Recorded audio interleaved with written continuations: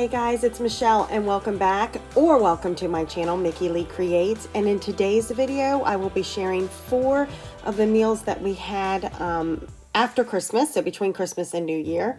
All of them, again, were easy because I just wasn't in the mood to really do a whole bunch of cooking. I was taking a break from work and it was really nice to sit back and relax.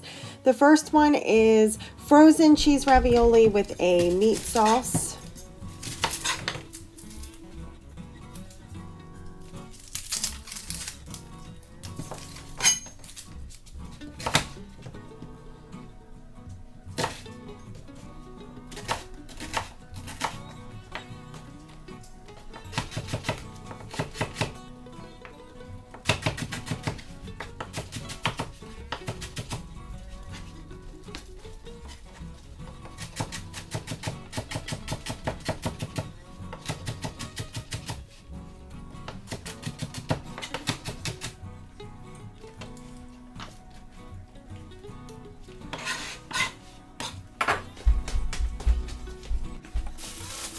So I did add carrots this time to my spaghetti sauce. If I had celery, I would have added that too. Or at times you can keep it real simple and just add spices and no veggies whatsoever.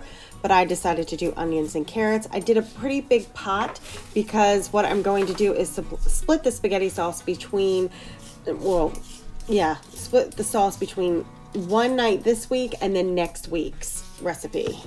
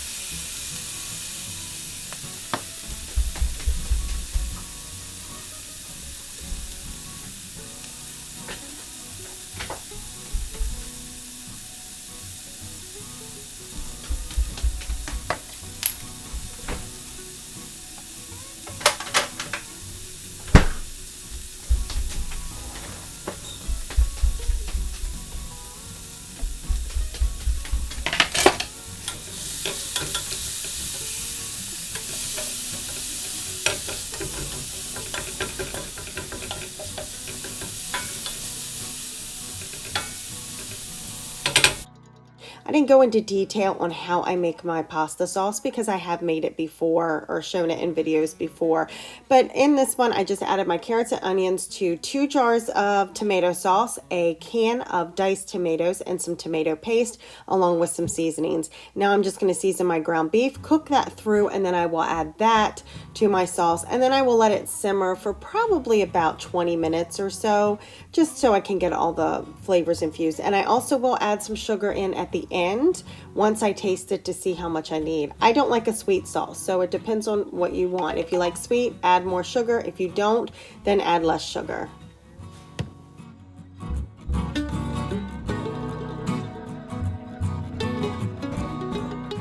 And here it is all plated up. Put a little bit of Colby Jack cheese on top of it, served it with a slice of bread and an easy, simple salad.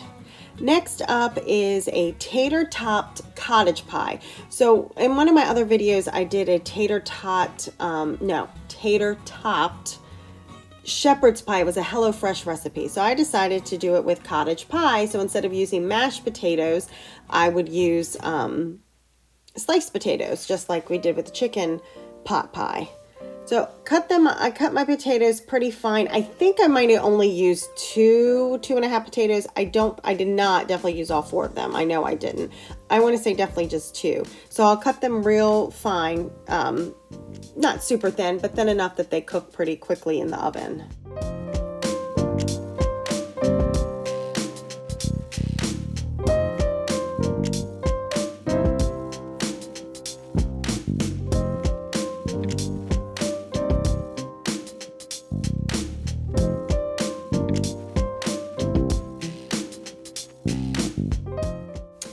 And I only had a pound of ground beef that I used, and I'm going to go ahead and season that with all the seasonings that I show you. I can't remember all that they were, but I'll show you in the clip.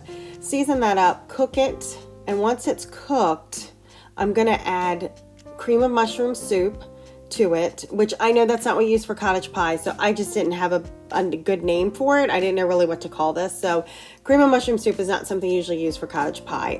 If you really wanted to do cottage pie, you could use a gravy. I did not, however, and I did not add a bunch of veggies. I think I just added corn to this.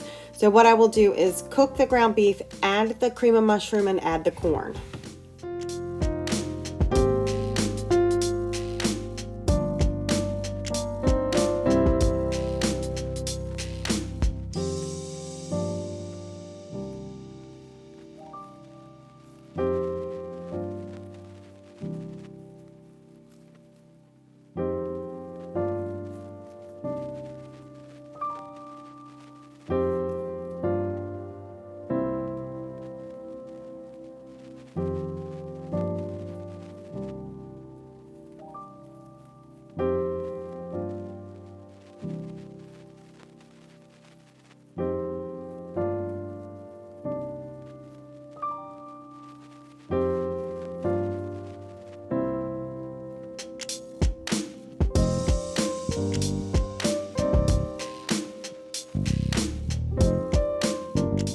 So once that's mixed and incorporated, I'm just going to stick it into, this is like a pound cake loaf pan, but you know, it was just my husband and I, and this was like the smallest dish that I had. So all I'll do is put that in there and then top it with the potatoes. I had more potatoes than I probably needed, but I just made it work by sticking them down in the sides. Then I add cheese to the top of it with lots of seasoning. I'm sorry, I add the cheese first and then I add the potato slices. And then I will season my potatoes. And then I'll stick it in the oven. I think I did this at like 400 degrees. Sorry, I can't talk today. For probably about 15 minutes. I think I checked it at 15 minutes, and the potatoes were, you know, fork tender and ready to serve after that.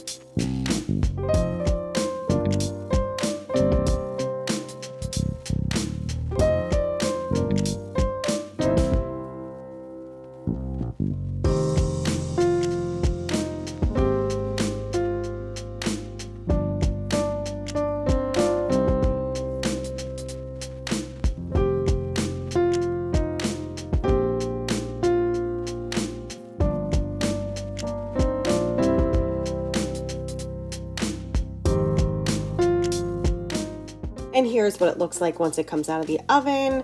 The paprika really does help make that golden color on top of the potatoes. Then I just served it with a slice of bread and some Italian cut green beans. Again, really easy, on the table in no time whatsoever. And my next one is barbecue drumsticks with the Copycat Ruby Tuesday pasta.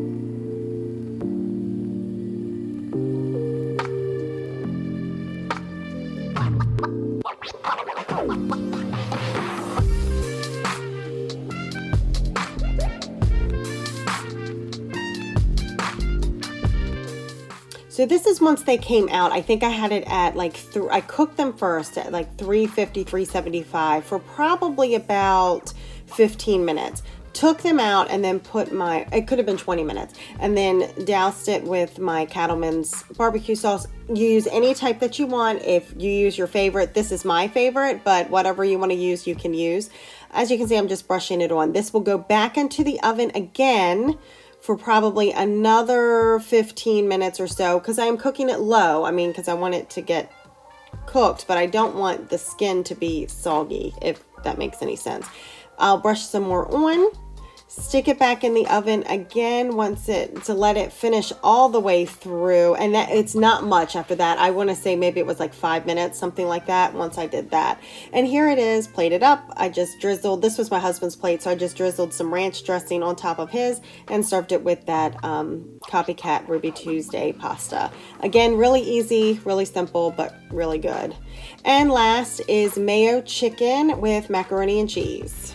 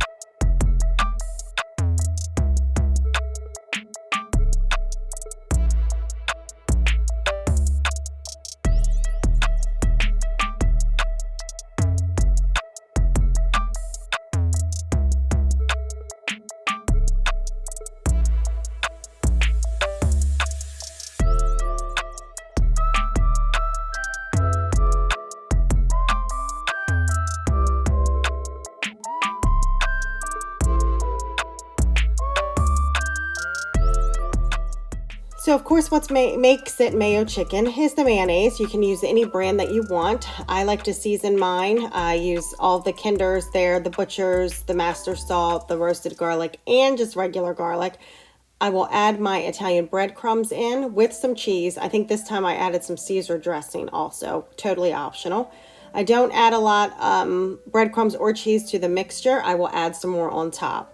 You will take that mixture, spread it all over your chicken. Your chicken will go into the oven at 400 degrees for about 20 minutes. Right at the last 5 minutes or so, I take my foil off because I like to cover my chicken with the foil first.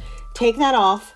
Then you can add some more breadcrumbs and a little bit more cheese. Stick it back underneath the oven or back into the oven again for probably another 5 minutes or so the breadcrumbs can crisp up and the cheese can melt. And then once it comes out, let it sit for probably about 5 minutes or so, just so that cheese doesn't slide off as soon as you're trying to serve it, because it will do that because it's really, really hot. But here you see it's plated up. I just served mine with some homemade macaroni and cheese. I think it was left over from the other night that we had macaroni and cheese, and a simple side salad. Thank you guys so much for watching. I really appreciate it. I hope everyone had a great Christmas, and I hope everyone has an awesome new year. Again, thank you to all my subscribers. I keep getting new ones all the time. I'm almost at 200, and I love having new people. All right, guys, I'll see you in the next one. Bye.